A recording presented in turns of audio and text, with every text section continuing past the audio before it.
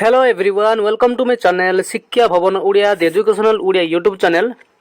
Here we will study about a priceless gift named a chapter from class 9th English book. Okay, this is your context.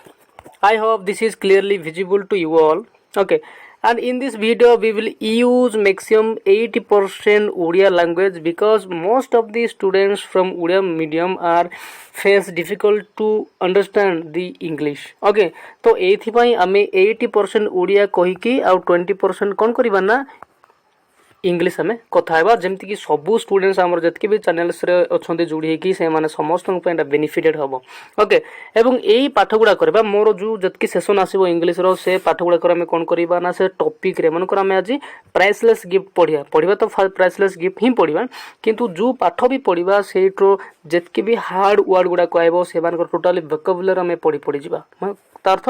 शब्द गठन पढ़ा okay तार meaning को आम पढ़ा तो पढ़ी पढ़ी गले कौन हम ना से गुड़ा आम फेमिलियर करने चेष्टा करिया कि वर्ड गुड़ा प्रैक्टिस करवा एवं तार होमवर्क मुझे देवी कि कौ कौ वर्ड गुड़ा तुम आज राति सुधा या काली सुधा बा नेक्स्ट क्लास सुधा केमती कौ कौ वर्ड गुड़ा पढ़ी के आसो सब गुड़ा मुझे कही जीवी ओके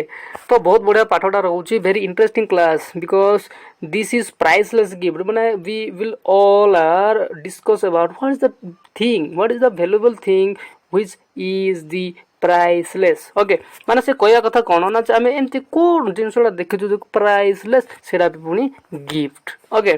तो बहुत बढ़िया इंटरेस्टिंग स्टोरी किंतु आम जो टॉपिक रु जहा भाबुछु सेटा सेमिति टॉपिकटा नुहे ओके दैट इज नॉट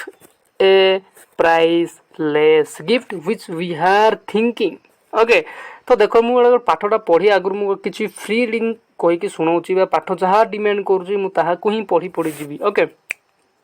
से कहूँ do you like to offer some gift to somebody से कहूँ तुम केबे काहाकू पुरस्कार किबा जो से कहूँ गिफ्ट उपहार देवाक चाहिए कि ओके ऑन हिज या हेर बर्थडे कि तांकर पुअर हो झीर हो नहीं कि तो तार जन्मदिन किसी देवाक चाहिए कि उपहार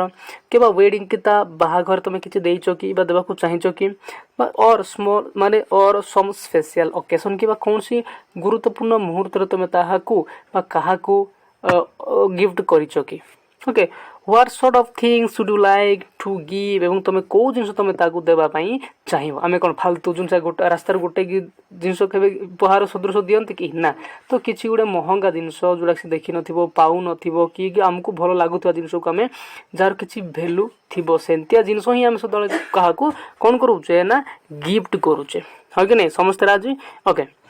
तो discuss about it with your classmates तुम तुम सहपाठी सही बाबद को किसी आलोचना कर को बाबद को जे प्राइसलेस हाँ कि नहीं प्राइसलेस कौन आम क्या कौ गिफ्ट देला भल लगे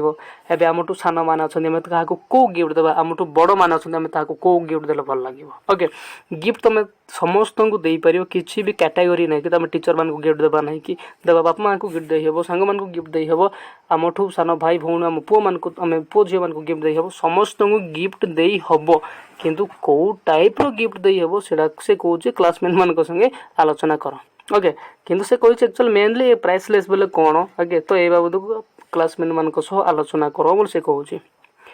why does a small gift become so valuable माने कौन आलोचना कर जे एमती कौ छोटिया जिनस आम सिलेक्ट करवा जहाँकि प्राइसलेस बा से कहूँ देख माने बहुत मूल्यवान गिफ्ट हम छुंची देवा कि ओके जदि छुंचीर मूल्य बहुत अच्छी देन छुंची देवा पियाज किले देवा मनकर पियाज रेट भयंकर अच्छी ओके तो सेमती ताने से कहूँ जे कौ छोटा जिनसर मूल्य बहुत अधिका ता विषय तुम सांग मान सह आलोचना कर से कहला मोर ये फास्ट स्टांजारे ओके ता अर्थ कौन कहला आमको खाली ये गिफ्ट बाबद किसी आलोचना करने से कहला गिफ्ट GIFT गिफ्ट अर्थ कौन उपहार ओके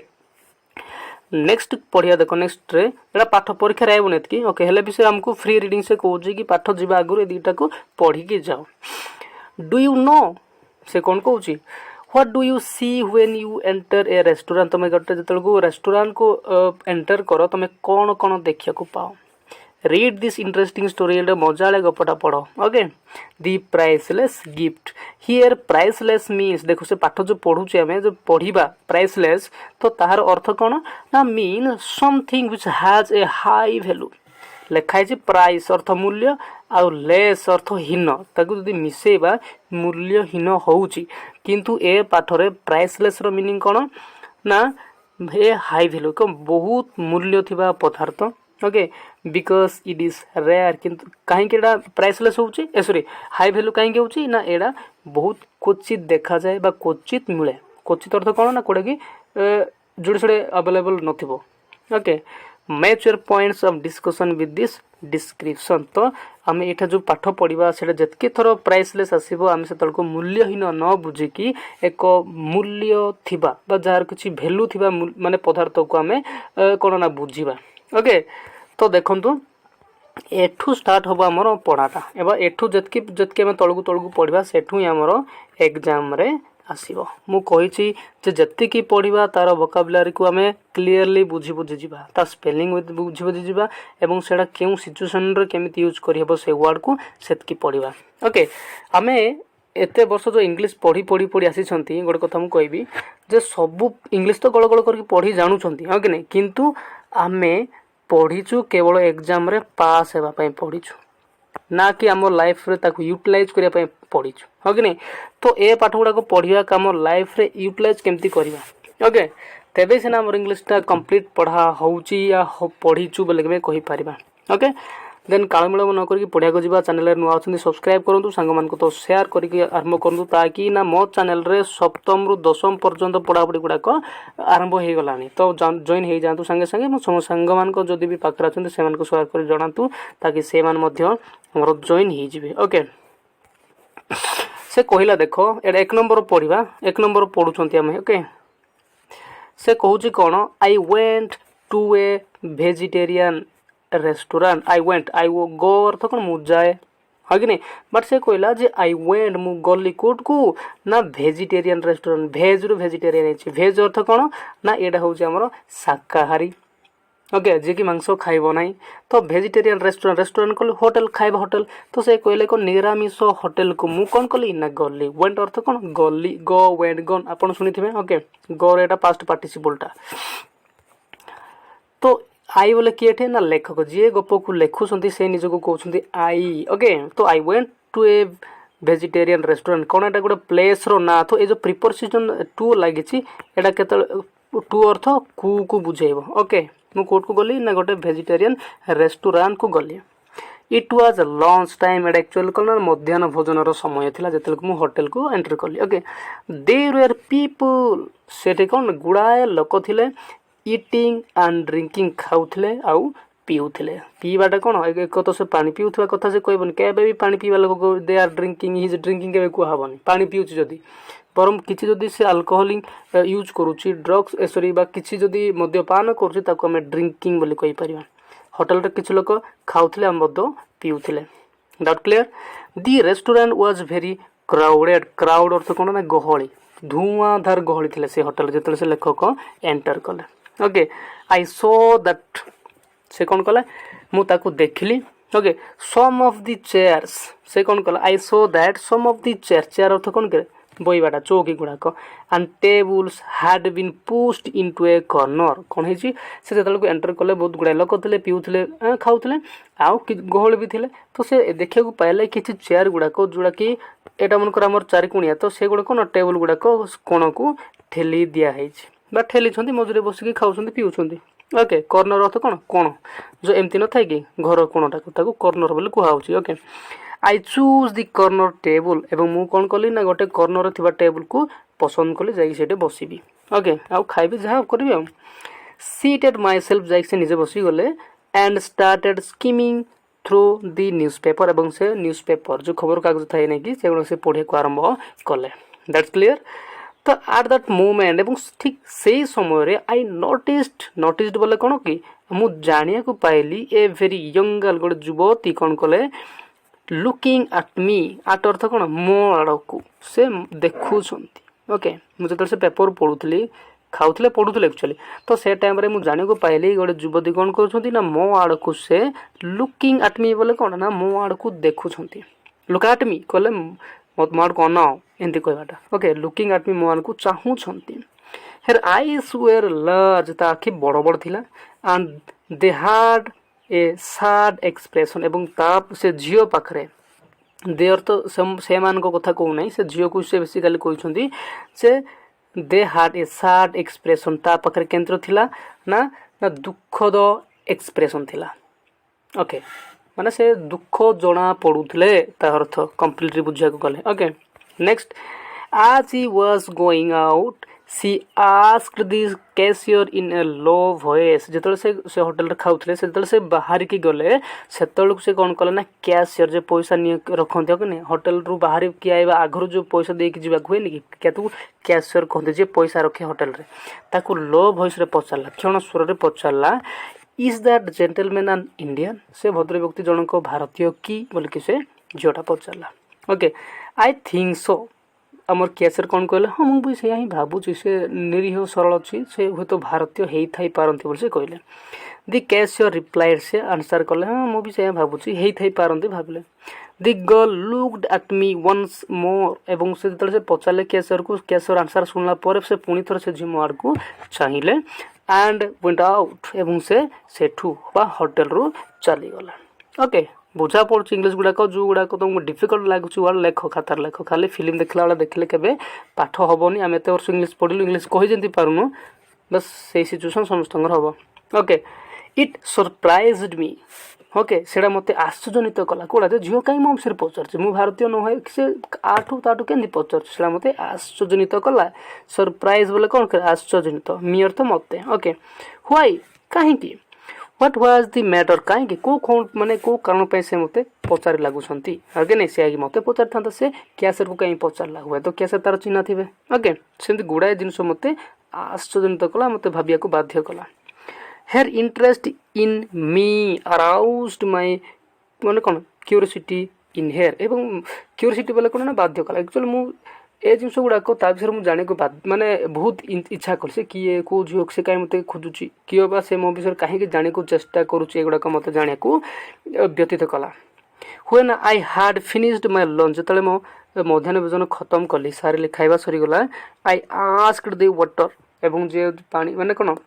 होटल रे जे रंधाबड़ा सॉरी रंधाबड़ा तो ताको कुक कहती जे खाद्य बांटिया साहाଯ୍य करे ओके ताको कौन कहते वेटर बोले कहते तो मु वेटर को पचारली do you know the girl who was sitting out there से कौन पचारे तुम से झील को जानिच कि जे कि एठू सीधा जस्ट खाई बाहर बस एटे बईले जे खाई गले ओके तो से कहले वेटर कहले no sir I okay no sir कहले नाई सर मुझे जाने I notice she has lunch here on Saturday से कौन करती ना प्रत्येक शनिवार से आसती मध्याह्न भोजन खावाई ओके सी कम्स ऑन पे डे ओनली पे डे अर्थ कौन पे डे बोले जो दिन पैसा मिले कमर पैसा मिले पे डे बोले कहती ओके तो सप्ताह शनिवार बोधे एम पैसा मिलूला से वेटर कौच बोधे शनिवार से झील को पैसा मिले से से केवल शनिवार ही से पैसा नहीं खाइबा आसे Perhaps she does not earn much मु भावुची perhaps बोले बोध हुए she does not earn much से बोधे बहुत कम कमाउछंती बा तांकर बोधे कम पैसा मिलुची तांकर जो काम करछंती सेठ बोधे कम पैसा मिलुची सेतमे से खाली शनिवारटा ही खाइबा को आसंती से कहिले ओके क्लियर ए पर्यंत बुझा गला perhaps बोले बोध हुए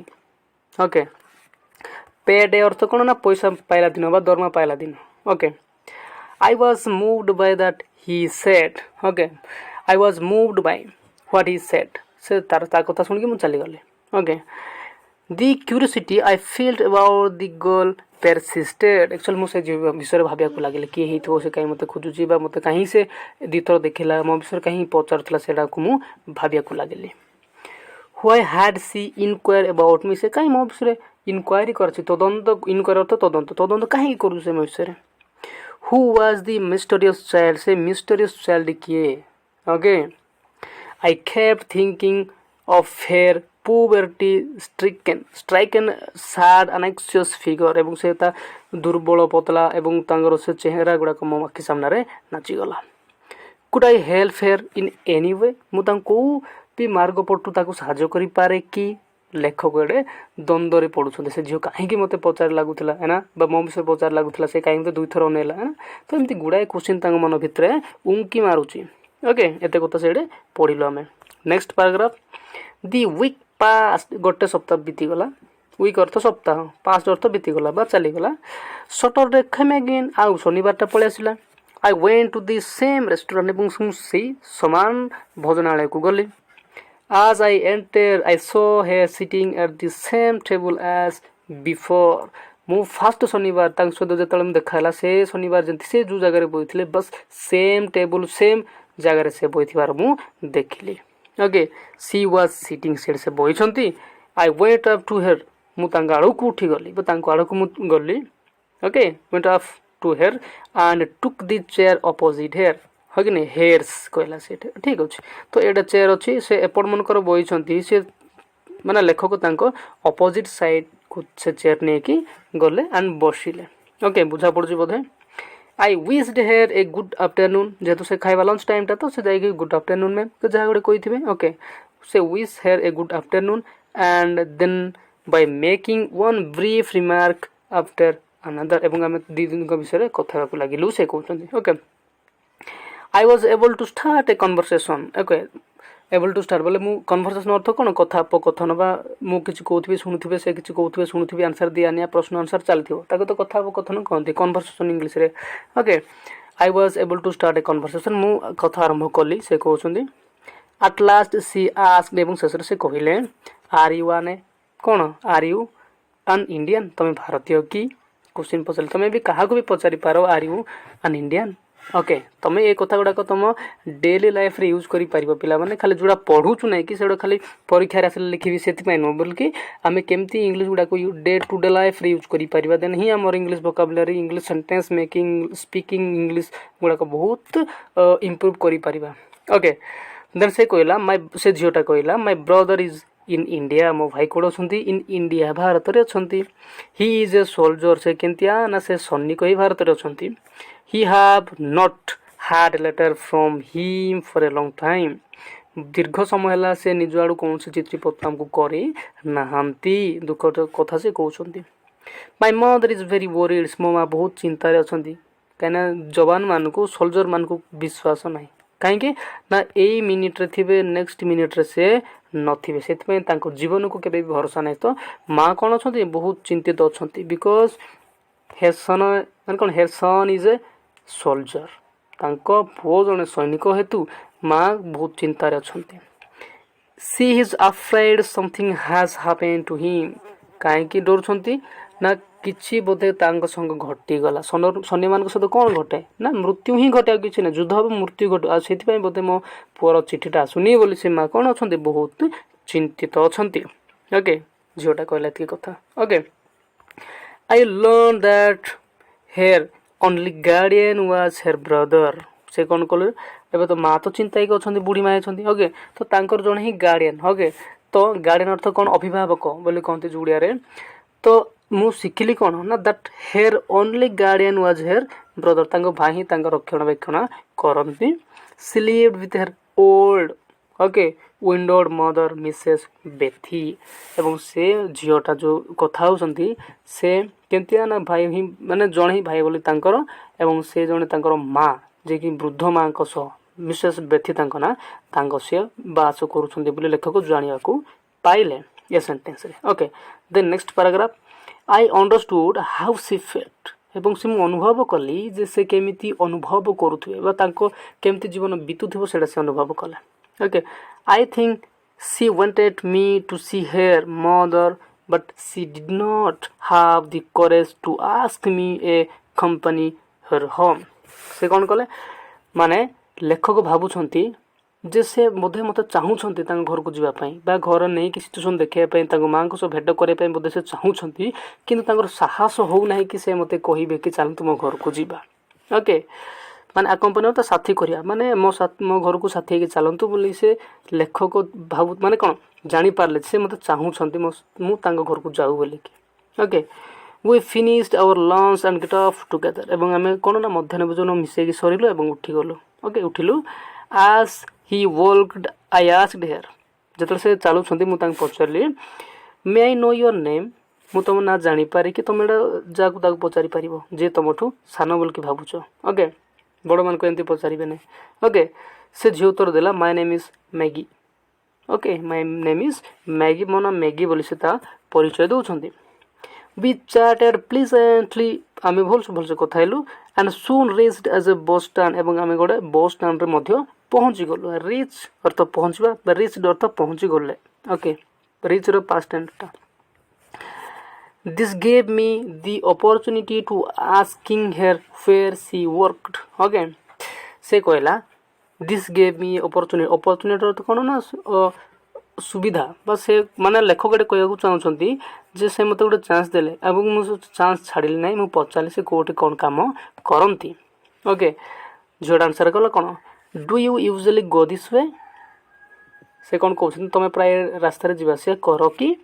आई आस्क लेखक कहते मुझे पचारि do you usually go this way तुम ये रास्ता दे जावास कर कि झीलटा कहला नो सी आंसर से नाई बोली कहले I usually take the village bridge मु गोटे गाँ ब्रिज जो अच्छे शंखपट मुझे जावास करे it is being repaired at the moment कहीं एबे मुझे जावास करे किंतु एबे सेटा रिपेयरिंग चली मरामती चली से मुझे एपटू दे जाऊँ नहीं कि सेटा भांगी थी ओके सून वी अप्रोच्ड पहुँची गले देयर नेबरहुड एक्चुअली पड़ोसी पाखे धीरे धीरे जाए से माने पहुँची गले